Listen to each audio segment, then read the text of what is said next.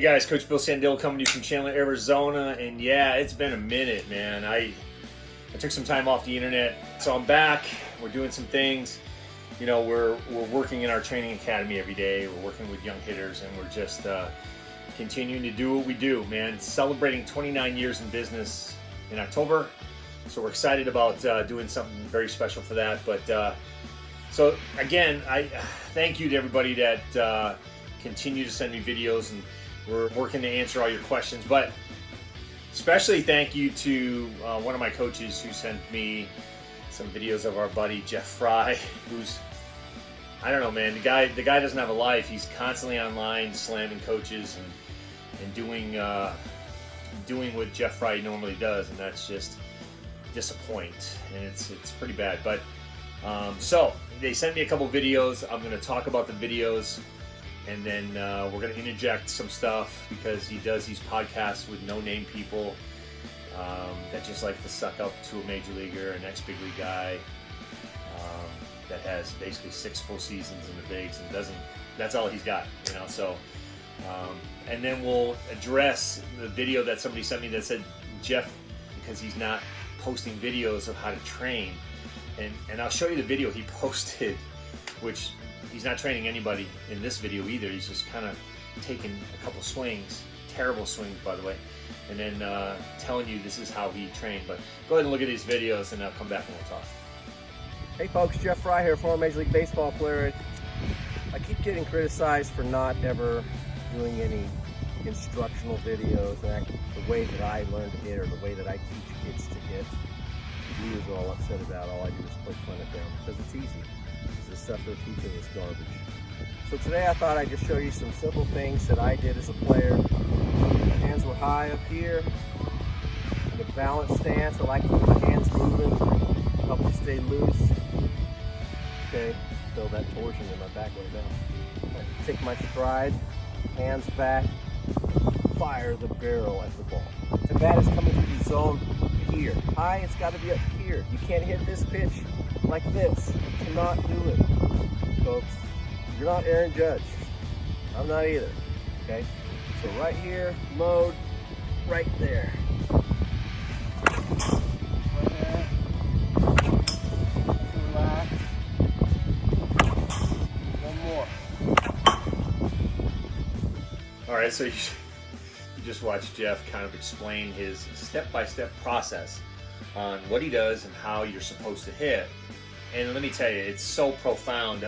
I mean, listen, if you don't want to just run out, give Jeff a call and start taking a lesson from him, I don't know what's wrong with you. Because that was very well explained and broken down, and oh my God. This is what he's online preaching as, because people don't, he's not posting videos of his training philosophy. What is your philosophy, Jeff? What was those videos? And nobody got one thing from those videos. Balance, vision, rhythm, time. You didn't even talk about that. Like I said, you're a joke. You know, you're making a mockery of the game that's passed you by. Nobody's hiring you to coach. Coach somewhere. Get some credibility. But let me tell you something, Jeff. Do your due diligence and start studying the swing. And then in this next video, we're even going to break down this podcast that my coach sent me, because it's pretty comical. We're gonna break down and answer the real questions that probably Jeff should have answered, but his ego got in the way. So let's watch this video now, and then we'll come back and talk about that. Yeah, so you're a kid of the '80s, and I mean, hitting looked a whole lot different than it does now. I mean, we have, of course, these hitting gurus that never played professional baseball. All right, I love it when, you know, the guy who has that podcast that got 31 hits because he had Jeff Frey on, talks about these hitting gurus who didn't play professional baseball. I needed to stop it there, because that is their only argument, is that I guess they're saying you need to play professional baseball. You need to play Major League Baseball to actually teach the swing. Just because we didn't play Major League Baseball doesn't mean we didn't understand the swing, work so hard to understand the swing. I was also a product of the 80s. I played at a high level, by the way. I played with guys that played in the big leagues, guys that were on my team, my summer league teams, my semi-pro teams. Those guys played in the big leagues. So we did play at high level with high level guys. We just didn't play Major League Baseball. It has nothing to do with teaching the swing. And more ex-pros have proven that theory. If you look at all the ex-pros that tried to be hitting coaches, and we can name a few guys that I really love and respect that couldn't teach the swing of how they did it, because that's irrelevant. Every hitter's different. So playing Major League Baseball has nothing to do with teaching the swing. Absolutely nothing. And they got to stop using that argument, because they're getting slammed every time they do. But let's continue, because there's a lot more questions to answer, okay? So what's kind of the biggest difference that you've seen in terms of instruction from when you came up, maybe through the minor leagues at the college level, compared to maybe what guys are learning today? Because I'm sure there's plenty of subject matter there for differences. Yeah, I keep seeing the swing design. You got to design your swing to have this certain launch angle, and and I tell people this all the time. I played professional for 15 years, and never once had one of my hitting coaches ever talk to me about my swing. So as somebody that deals in the mental game a lot and worked with Ken Revisa in the minor leagues, I can tell you, when you start talking about the mental breakdown of explanations of when Jeff says, I played for 15 years and never once did a hitting coach ever talk to me about my swing. That's the problem with baseball, and that was the problem in the 80s and 90s with coaches. Coaches were just given jobs because they wanted to extend their career or get their 10 years in. They weren't doing any instruction. As a matter of fact, it's very little instruction going on in today's game still, except the emergence of all the metrics and stuff that's going on. They're finally hiring guys that know what they're doing. When someone says, I played 15 years and nobody ever talked about my swing, wow. I doubt that very much, because if you're in a slump, somebody has to help you. If you're hitting 250, somebody has to help you. That's their job. But you can see how Major League Baseball was and the minor league baseballs. They weren't there to get the players better. Jeff just admitted it. He got zero instruction. That's on him. Unfortunately, that's not how today's game works. Okay, let's continue. And now everybody's got to design their swing. And I think it started with golf. When golf started doing all this slow-mo stuff and watching these swings and, perfecting these swings. And when you look through baseball history, there's no two guys you can see that hit the same. Wow, it's amazing what Jeff doesn't know. I would agree with one thing. We took a lot of stuff from golf when the video analysis started coming out about perfecting your swing. And here's the thing. There's nothing wrong with trying to perfect your swing. What Jeff Frey is wrong about, though, is if you look over history, the best players in history all do the same thing. We just couldn't tell what they were doing because video analysis was really bad. There wasn't any leading up to the late 90s and now into 2023 and beyond. Video analysis has gotten so much better. We can look under a microscope now and see exactly what we're doing. But here's what we're talking about. We're talking about swing consistency. When Jeff Frey says no two major leaguers ever swung the same, that is completely incorrect. That just means you don't know what you're talking about. When you're talking about setup and how they looked pre-swing, pre-launch, you're right. They may all look differently. They may be different sizes. But when they launch the barrel, when they swing, everybody looks the same. And in certain parts of the swing, all great hitters look the same and they all do the same thing. So, I think it's crazy when guys like Jeff Frey, who is uneducated on the swing, can get in here and talk about the swing like he knows what he's talking about. It's so not true. And video analysis has gotten a lot better. And all we're talking about with video analysis is swing consistency. And that's what you talk about when you talk about designing a swing based on somebody's genetic makeup and how they swing. It's all about putting them in position to have the best swing they can. And that's why video helps. Let's keep going. And guys had great career, Hall of Fame careers with totally different setups, different swings, different finishes. And now the gurus are out there trying to convince people that there's one way to do it. And they're the only one who knows how to teach it. And it's just a bunch of nonsense. That is absolutely not what we're trying to do. We're not trying to tell people there's only one way to do it. We're trying to tell you that when you launch or when you swing, there's an optimal way to get to connection. If you push your hands, that's not optimal. If you deep barrel turn, that's optimal. Why? Because video analysis tells us when you break down a swing and you can put side-by-side hitters, and you can look at a guy shifting to the front side and then pushing through the zone with zero power, and then you see another guy like Aaron Judge and others, not just Aaron Judge, but other people deep barrel turning, staying back on the ball, and then getting good barrel turn, good whip into connection. That's the difference. So we're not teaching one way, we're teaching a way that you need to see for yourself. If you want to be a hand pusher, have at it. There's a lot of people that made a career hand pushing, by the way. That's because there is no instruction in baseball, and everybody was at the same level.